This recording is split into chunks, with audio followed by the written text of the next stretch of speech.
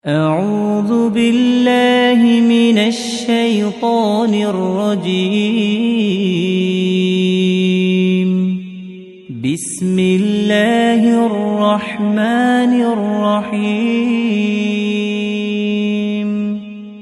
الرحمن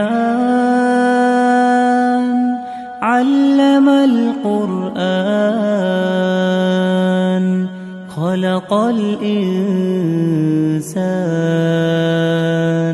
علمه البيان. الشمس والقمر بحسبان والنجم والشجر يسجدان والسماء رفعها ووضع الميزان ألا تطغوا في الميزان وأقيموا الوزن بالقسط ولا تخسروا الميزان. والأرض وضعها للأنام فيها فاكهة والنخل ذات الأكمام والحب ذو العصف والريحان. فبأي آلاء ربكما تكذبان؟ خلق الإنسان من صلصال كالفخار وخلق الجان من مارج من نار. فبأي آلاء ربكما تكذبان؟ رب المشرقين ورب المغربين. فبأي آلاء ربكما تكذبان؟ مرج البحرين يلتقيان بينهما برزخ لا يبغيان. فبأي آلاء ربكما تكذبان؟ يخرج منهما اللؤلؤ والمرجان. فبأي آلاء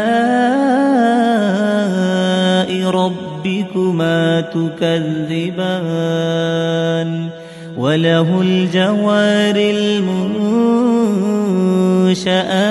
في البحر كالأعلام. فبأي آلاء ربكما تكذبان؟ كل من عليها فان ويبقى وجه ربك ذو الجلال والإكرام. فبأي آلاء ربكما تكذبان؟ يسأله من في السماوات والأرض كل يوم هو في شأن. فبأي آلاء ربكما تكذبان؟ سنفرغ لكم أيها الثقلان. فبأي آلاء ربكما تكذبان؟ يا معشر الجن والإنس إن استطعتم أن تنفذوا من أقطار السماوات والأرض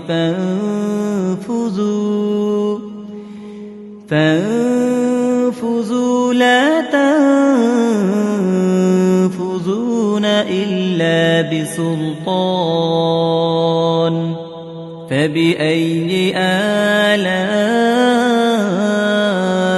ربكما تكذبان يرسل عليكما شواظ من نار ونحاس فلا تنتصران فبأي آلاء ربكما تكذبان فإذا انشقت السماء فكانت وردة كالدهان فبأي آلاء ربكما تكذبان فيومئذ لا يسأل عن ذنبه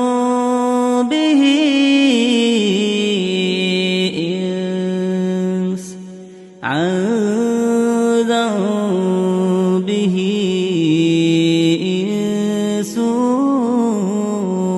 ولا جان فبأي آلاء ربكما تكذبان يعرف المجرمون بسيماهم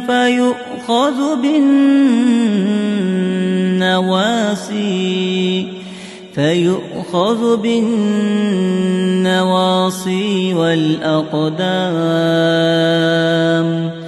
فبأي آلاء ربكما تكذبان هذه جهنم التي يكذب بها المجرمون يطوفون بينها وبين حميم آن فبأي آلاء ربكما تكذبان ولمن خاف مقام ربه جنتان فبأي آلاء ربكما تكذبان ذواتا أفنان فبأي آلاء ربكما تكذبان فيهما عينان تجريان فبأي آلاء ربكما تكذبان فيهما من كل فاكهة زوجان فبأي آلاء ربكما